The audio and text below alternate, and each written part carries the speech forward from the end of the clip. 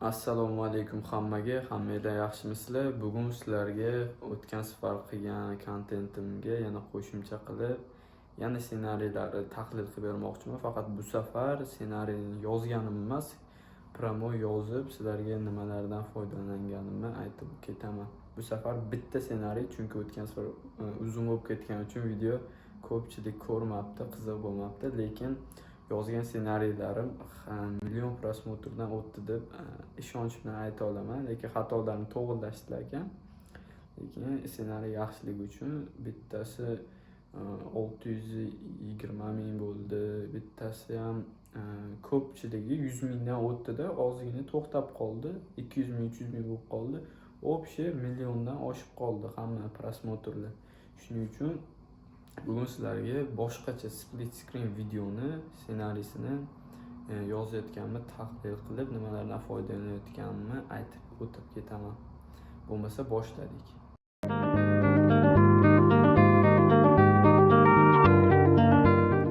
Xo'p do'stlar, mana bu safar kadrlar aniq ko'rinadi, chunki o'tgan safar qiyshiq bo'lib qolibdi bunaqasiga. Mana ikkita qo'lman bor. Ryan Betta'da olyapman deb aldayman. Boshqa narsa bu. Xo'p, mana o'zi boshlab qo'yganman. Dunyodagi eng bo'yi baland odam. Mana. Xubki dunyoda bo'yi bitta katta avtobusdan o'tadigan odam bor desam ishonasizlarmi deyilgan. Xo'p, bayda nima ketyapti? Bitta katta avtobusda uji odamni o'ziga jalb qiladi. Birinchisi katta avtobusdan deganda uji o'ylanib o'tirgungacha video kelib qoladi, ya'ni video ko'rilib qoladi. Keyin oxirigacha ko'rib qo'yadi ko'pincha. Bu yaxshi huk deb o'ylayman. Dunyoda bo'yi baland inson, eng bo'yi baland inson bor desam ishonasizlarmi desa ham bo'ladi, faqat u kuchsiz bo'lib qoladi, odam ko'rishiga majbur qilmaydi. Bu sal bitta katta avtobusdan o'tadigan desa, uji avtobus uji kichkina narsa bo'lmaydi, bilasizlar. O'shanga ham odam qiziqib ko'radi. Endi to'g'ri ham bo'lish kerak bir tomondan, bu to'g'riligi uchun boshladim. Xo'p, keyin ChatGPTga o'tasizlarda mana men yozganman, tushuntirganman ingliz tilida. Hozir uni ko'rsatolmayman, mana hozir boshlab ketamiz. Xo'p, menga birinchi ChatGPT aslida bu odam emas ekan, faqat boshqa odam bo'lganligi uchun u hozir hayotda bo'lmagani uchun menga hozir no exist now dedim, ya'ni mavjud odamni ber dedim. Xo'p, mana shunaqa to'liq ismi, millati, yoshini ko'rsatib beradi mana. Yaqinroq kelaman, misol. Xo'p. Mana ko'rib turibsizlar, to'liq ismi bor. Sultan Kosen, millati Turkiya. Yoshi, tug'ilgan kuni, qachon tug'ilganligi, bo'yi 251 sm. Guinness rekordlar kitobiga rasmiy tasdiqlangan deyapti. Xo'p, demak bu yaxshi. Hozirda dunyoda eng bo'yi baland inson tanilyapti ekan. Shunda endi ismini kopirovat qilib olaman-da, kimligini ko'rib olaman. Bu video split screen video bo'ladi. Xo'p, Google ga yozsam ham bo'ladi, YouTube ga yozsam ham bo'ladi. YouTube ga ham yozam. Mana ko'ryapsizlar, uji mana shu odam ekan. Mana juda baland odam ekan. Mana ko'rib turibsizlar. Xo'p, nimaga qidirib olish kerak? Chunki montajda manaqa narsalar qo'shganda, overlaylar qo'shilganda, montajchilar topa olmay qolmasligi uchun juda ham mashhur odam ekan. Значит, demak topadi odamlar, ya'ni montajchilar yaxshi videolar topa oladi. Xo'p, bo'lmasa tezroq video uzun bo'lib ketmasligi uchun tezroq yozishga harakat qilaman. Lekin ssenariyni hech ham shoshilmasdan yozinglar, o'ylab hamma tomonlama yaxshi yozishga harakat qilinglar. Xo'p, tanishing, turkiyalik Sultan Kosen. Mana ismini aytasizlar. Keyin xo'p, hozirda yoshi deysizlar. Ya'ni sultanni boshlasanglar bo'ladi. Ya'ni sultan, ya'ni mana ChatGPTga o'tamizda. Mana. Xo'p, 1982-yil Turkiyani Mardin shahrida tug'ilgan ekan. Xo'p, sultan 1982 yili Turkiyaning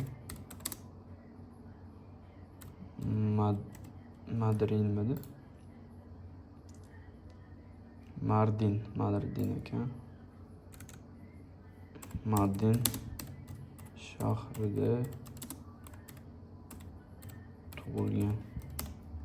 Xo'p, nimaga Mardin shahrida tug'ilgan? Chunki ma'lumotlar berilgan shunaqa. Bu narsa insonni bittada bo'yini aytib qo'ymaysizlar, sekin olib ketadi-da, videoni ko'rishga majbur qiladi, ya'ni qiziqarli ma'lumotlar. Keyin oxirida sizlarga zo'r fokus qilib, zo'r narsani o'rgataman. Shahrida tug'ilgan. Xo'p, keyin faqat boyda juda ham o'ylanish kerak bo'ladi, u yog'iga yozishga. Nima uchun baland ekan? Xo'p, bo'yi gigantazm va akromegaliya degan sabab anaqa gormon oshib ketgani o'sha sabab bo'lishi mumkin ekan. Xo'p, uning gipofiz bezida o'sish gormoni ortiqcha ishlab chiqaradigan. Mana shunaqa.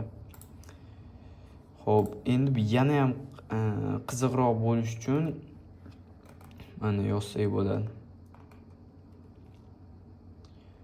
U dunyodagi eng baland tirik inson, shuningdek dunyodagi eng uzun qo'l rekordiga ham model, aktyor sifatida qilar ekan. Tug'ilgan dedik. Xo'p, endi yozamiz. Nima deb yozamiz? Endi nima uchun balandligini sababini yozamiz va ozgina ma'lumotlar nima ish qilishini aytamiz. Xo'p.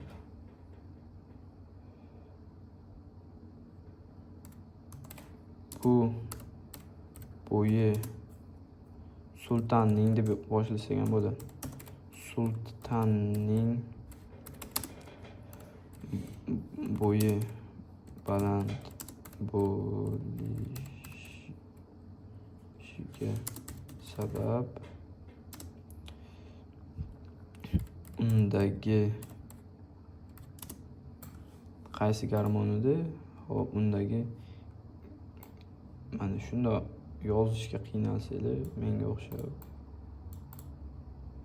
O'zi meni auditoriyamda shunaqa ssenariy yozadigan odamlar bormi? Kommentariyaga yozib qoldiringlar. Bizga ham ssenariy yozadiganlar kerak, yaxshi ssenariy yozadiganlar. O video uchib ketibdi. Sulton bo'yi baland bo'lishiga sabab, sultonning bo'yi baland bo'lishiga sabab undagi gigantizm va akromegaliya gormonlari, ya'ni gormonlari yoshligidan oshib ketadi.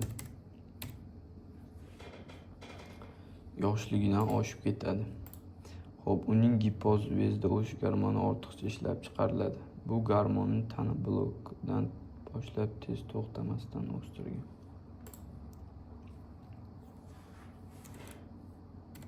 Va uni shunaqa to'xtamay o'sishga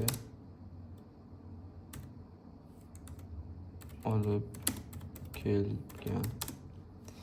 Sultonning bo'yi baland bo'lishiga sabab undagi gigantizm va akromegaliya gormonlari yoshligidan oshib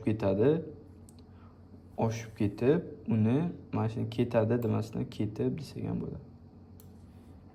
Ketib uni shunaqa to'xtamay o'sishiga sababchi bo'lgan. Sabab bo'lgan desak ham bo'ladi, olib kelgan. Mana sabab deganim uchun buni sabab deb qo'yaman. Sabab ana nuqta. Keyin aytamiz. Lekin sulton shunchalik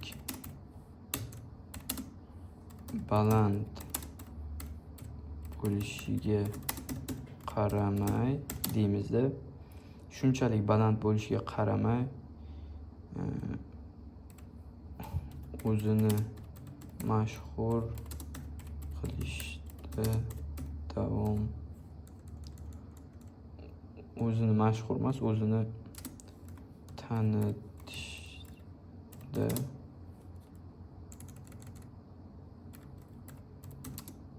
davom etyapti.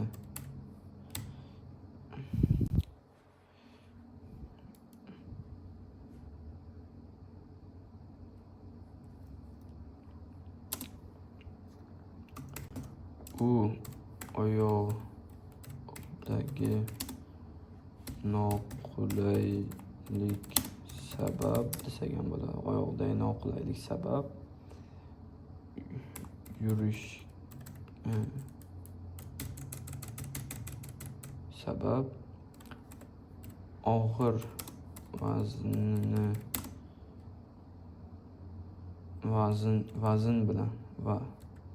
vazn bilan yurishga qiynaladi.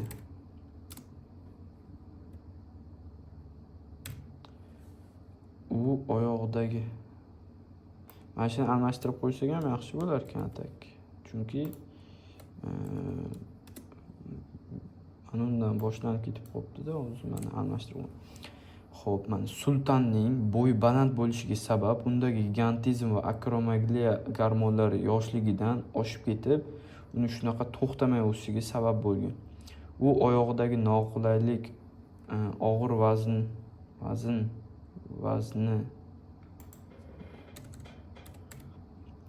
bilan tufayli, oyoqdagi noqulaylik tufayli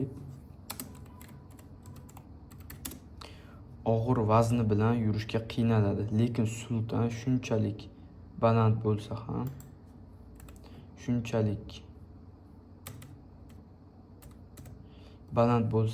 bo'lishiga qaramay o'zini tanitishda davom etyapti.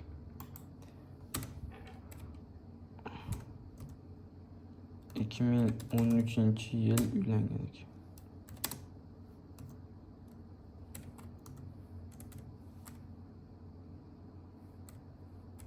Uylangan sultan hozirda kino aktyor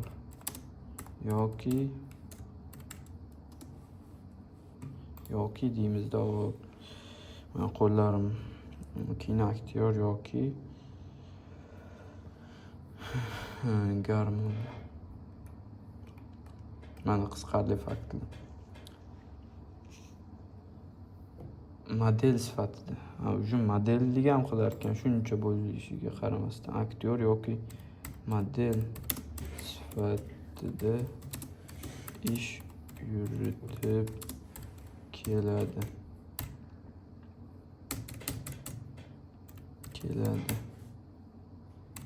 Mana keyin so'raymiz ChatGPTdan. Men hozir o'zbekcha so'rayman, lekin inglizcha so'rasanglar yaxshiroq.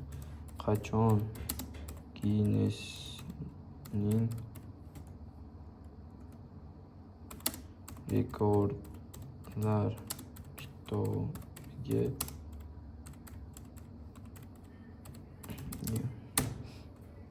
mana uju yozdim. Sulton Qosim Guinness 2011-yil 9-yanvar kuni keladi.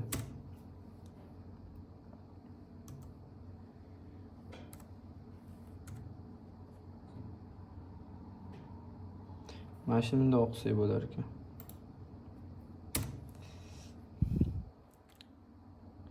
Etyapti degandan keyin sultan deb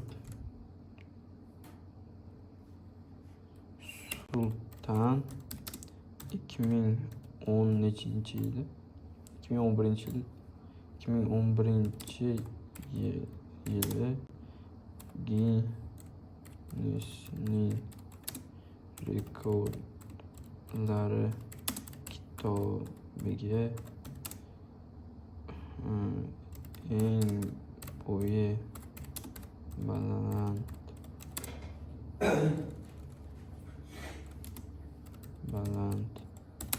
inson sifatida kiritilgan. 2013-yil uylangan Sultan hozirda kino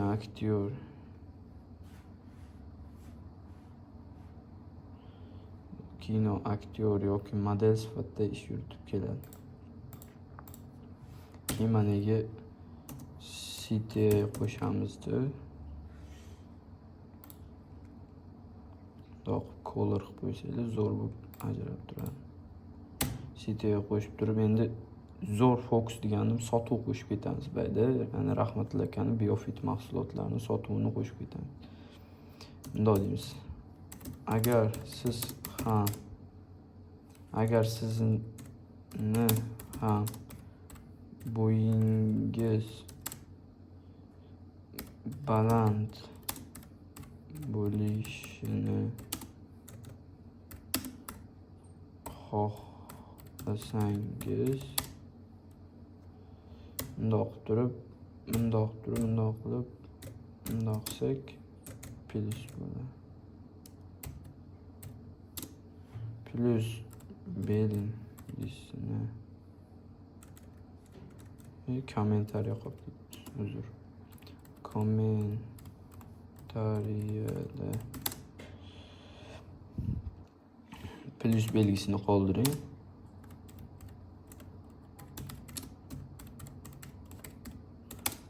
Deb yozaman-da. Qoldirib deb yozar ekanman. Uzr. Qoldirib, chunki sotuvda direktga olib boriladi-da mijozlar. O'shandan keyin landing page orqali ro'yxatdan o'tib operatorlar bog'lanadi. Qoldirib, men yuborgan so'rovnomadan ro'yxatdan o'ting deymizda. Virgul qo'yib turib operatorlarimiz siz bilan bog'lanib batafsil ma'lumot berishadi. Lekin hozir zo'r bo'lmadi. Video cho'zilib ketgani tufayli zo'r bo'lmadi. Hali buni kamchiliklarini to'g'rilab chiqaman, lekin bu yerda xo'p mana shunaqa city value ajratib olsalar yaxshi bo'ladi deb o'ylayman, chunki tartibi ham video olinish qismlari ham ancha oson bo'ladi. Zo'r bo'lmagani tufayli mana oxirida yakunlash ozgina chalkash bo'ldi. Shuning uchun buni hozir zo'r deb ayta olmayman, lekin mana shunga o'xshatib deb yozsanglar bo'ladi. Endi bu ham balki yaxshi bo'lar, lekin mavzuni asosiysi mavzu yaxshi bo'lsin. Ya'ni hook bilan mavzu bir-biriga chambarchas yaxshiroq qo'llansin.